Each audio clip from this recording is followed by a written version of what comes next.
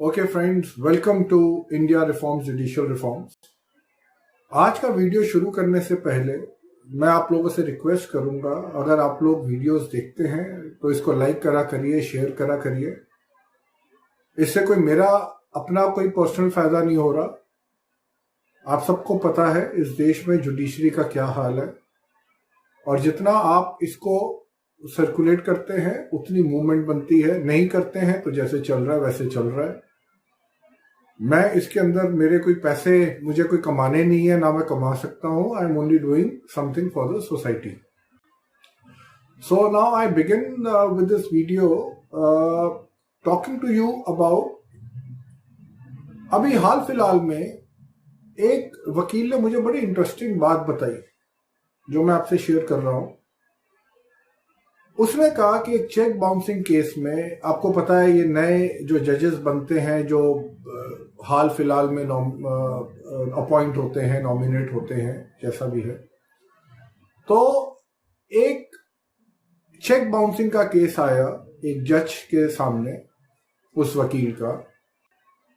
और तो वकील ने कहा कि आप जज साहब आप नोटिस इशू करिए। ये लोअर कोर्ट की मैं बात कर रहा हूं।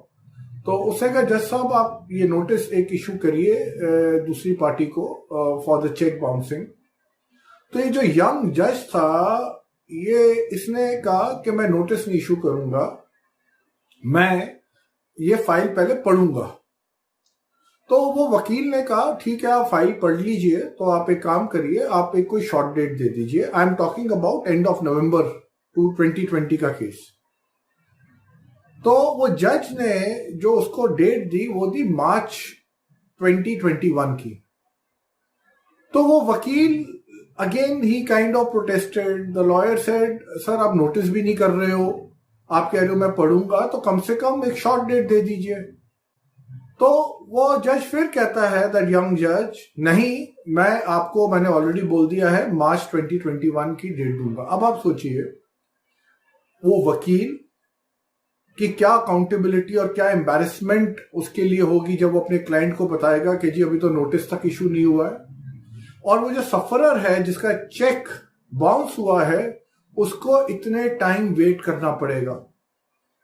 अब सवाल ये है कि अगर वो नेक्स्ट डेट मार्च में नोटिस इशू करता है तो फिर आई थिंक अप्रैल तो नहीं, जून जुलाई के अंदर आएगा, फिर वहां पे गर्मियों की छुट्टियां हो जाएंगी and so on and so fourth. तो आप इस पूरे केस में देखिए, ये जो यंग जज है, अब मैं पॉइंट पे आ रहा हूं, ये जो यंग जज है इसने ऐसा क्यों किया? क्योंकि ये यंग जज जो होते हैं इनमें भी जैसे गवर्नमेंट ऑफिसर में इनसिक्योरिटी होती है ना, मेरे से कुछ गलत ना हो जाए, मेरे से कुछ गलत ना हो जाए। इनको ये नहीं फर्क पड़ता कि सामने वाली पार्टी या लॉयर के ऊपर क्या इंपैक्ट होगा। उनको ये है कि भाई हमसे कोई चीज गलत नहीं होनी चाहिए, मैं कोई गलत नोटिस ना इशू कर दूं, और क्योंकि मैं न्यूली अपॉइंटेड हूं, अगर मैंने कुछ गलत कर दिया तो मेरी कुर्सी चली जाएगी।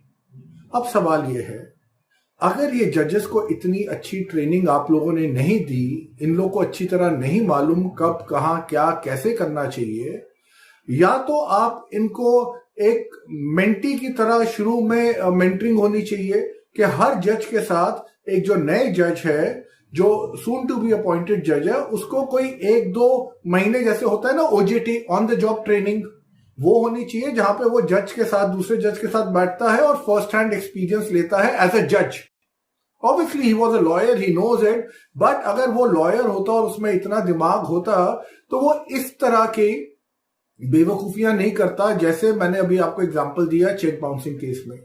तो मैं यहां पे बात कर रहा हूं, हमें रिफॉर्म्स चाहिए जहां पे जो यंग बडिंग जजेस हैं या जो जजेस अपॉइंट हो जाते हैं, उनके लिए 6 महीने का पहले ऑन द जॉब ट्रेनिंग होना चाहिए, where they should sit in the court room with senior जजेस and understand the procedures, how things are handle. मैं ये नहीं कहता कि सीनियर जजेस अपने आप में बहुत अच्छे हैं, वहां पे सीनियर जजेस के साथ बैठेंगे तो कुछ गलत चीजें, करप्शन हो गई, डिली डैली टैक्टिक्स, दोस्तों की कैसे मदद करना है, वो सब फ्लिप साइड है, डाउन साइड है, वो सब तो सीखेंगे।